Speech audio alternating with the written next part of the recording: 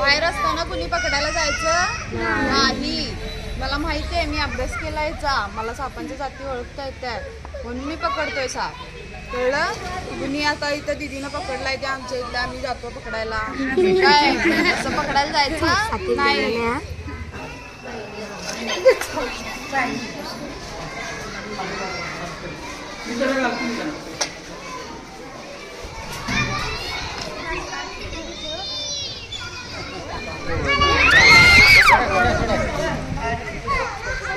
कुठला साप आहे?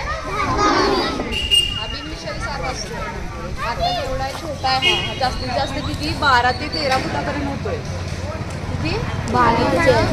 आणि याचं जे आवडते खाद्य आहे ते काय? उंदीर। म्हणजे हा कोण आहे? शेतकऱ्यांचा मित्र। सगळे साप असतात तर हा जास्तीत जास्त उंदीर खातोय। आणि हा बिनविषारी साप आहे, शेताच्या आजूबाजूला आपल्याला आढळतो जास्त करून, आपल्या घरांच्या इथं येतोय बेडूक खायला, उंदीर खायला। तर उंदीर हे या सापाचं आवडते खाद्य आहे। वर्षाला उंदराच्या एका जोडीपासून 800 ते 900 पिल्लं होतात। म्हणजे विचार करा केवढी उंदरं होणार। तर या उंदरांवरती नियंत्रण ठेवण्याचं काम हे साप करत असतात।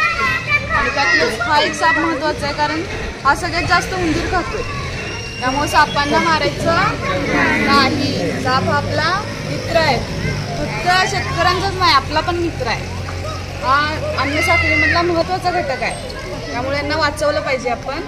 आणि तुम्ही पण पकडायला कोणी जायचं नाही। साप आलं की काय करायचं?